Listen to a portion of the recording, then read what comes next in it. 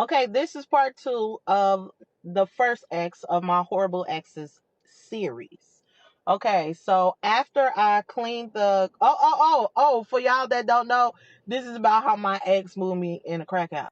Okay, so after I cleaned up the house, right, it was time for him to tell me, you know what I'm saying, what job you got and everything else. Come to find out, this man didn't have a legitimate job. He used to turn on T-Mobile phones. Big scammer energy. He was scamming. I didn't know this, y'all. When I met him in Atlanta, he worked at a call center, okay? He told me he was a good Christian man. His cousin was a pastor. That was all about, we used to read the Bible together, okay, as one, a unit.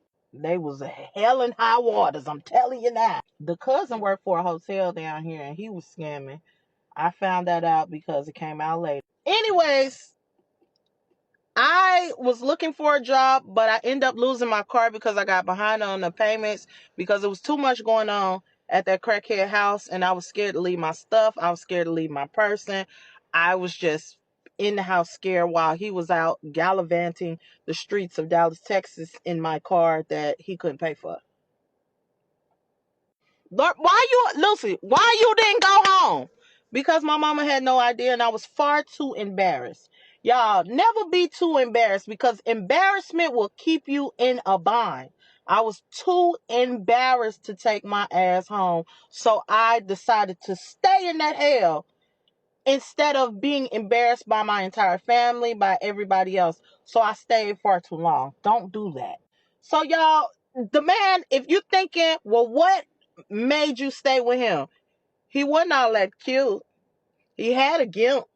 And I'm not trying to be funny to those of y'all who got gimps. I ain't got no problem with it. I was with a man, engaged with a man with a gimp. But the reason why I talk about the gimp is because he used to make me feel bad about the gimp. Okay?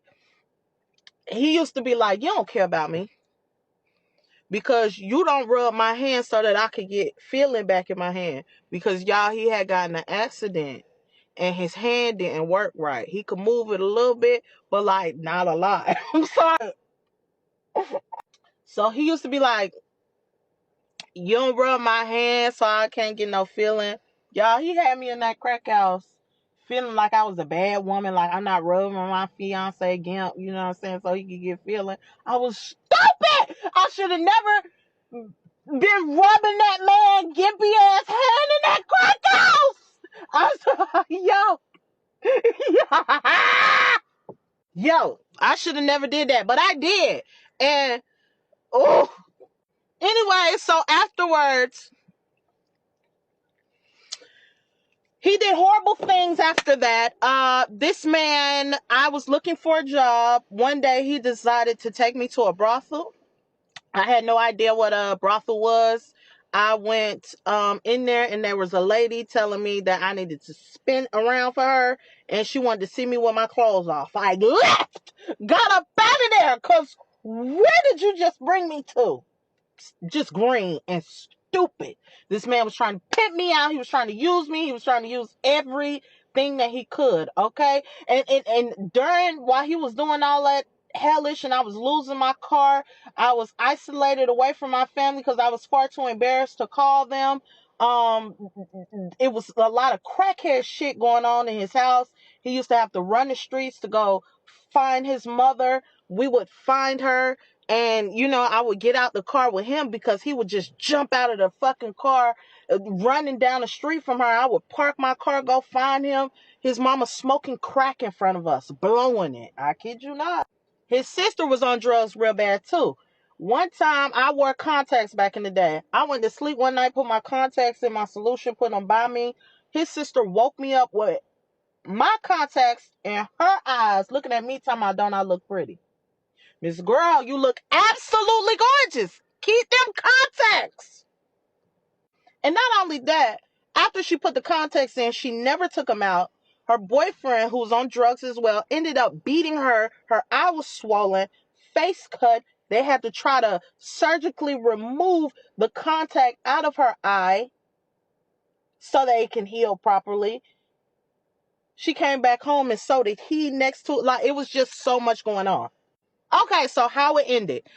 It ended one day while I was rubbing that gimp, okay, because that was just one of my duties. Dumbass. I'm getting triggered. So I'm rubbing his hand and he said to me, "It's time for you to go home. I'm in love with my ex and I'm gonna marry her. It's over." Yeah, I went crazy. I ain't gonna lie. I'm the type, I swung on him, I start beating his ass right then and there. Trigger warning. I'm sorry for any men who have ever been beat up for women. I'm not an advocate for domestic abuse, but as a woman, I'll be the first one to say it on TikTok. I was a fucking abuser. I put my fucking hands on a few people. But him, I absolutely put my hands on him. Rocked this shit. So bad that he had to run from me. He started running all around the neighborhood, and I was like a dog, blacked out. And I was chasing after him. I was chasing after him so that I could clip him, beat him, cut him. I did not care. Like, I wanted him to feel the rage on the inside of me. I'm not that way anymore. I don't put my hands on people. But you have to understand where I come from. I tell people that all the time. I'm the type of person that used to put my hands on people. I do not do that anymore, but I will take it there. So it got so bad that he had to call that little old lady, his aunt, and she was chasing me in her car because I was chasing him. Lucy, baby, please get in the car, please, please, please get in the car. You too pretty. Where your shoes at? Where your shoes at? Look how you looking. They're gonna call the police on you. I'm trying to save you, please. Come on, call your mama. Yeah, she had to do all that. I finally get in the back seat. I'm cool. I'm in the back seat chilling. Now, when I bring him in here, don't put your hands on him because y'all can't tear up my car. He got in the car.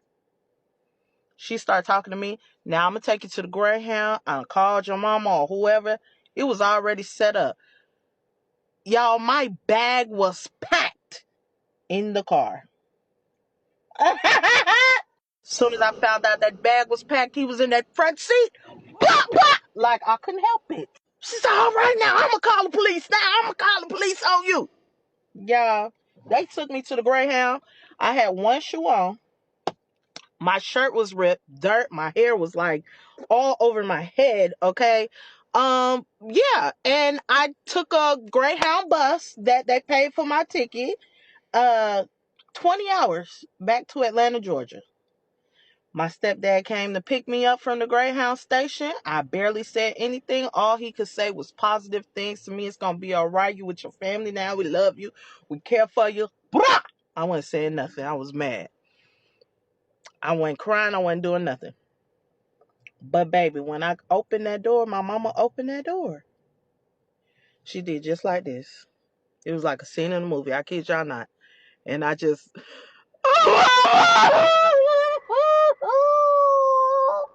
And that's how it ended. Never to be seen or heard from that man again. But thank God that happened. He had to run away from me because the years after that I was not okay. And if I was to ever see him, God only knows. God only knows. And I'm not an advocate again for violence. Please don't put your hand on no man because all men ain't gonna be, that passive and that, you know what I'm saying? He wasn't passive. He was trying to fight me back, but he couldn't, baby. I'm really like, listen, and I'm not trying to brag. So let me stop. Don't put your hands on nobody. Keep your hands to yourself. You needed to leave. I needed to leave, but I didn't. All right. All hearts and minds clear. Can we move on to the next one? This one triggered me. I kind of, I need a boxing bag right now.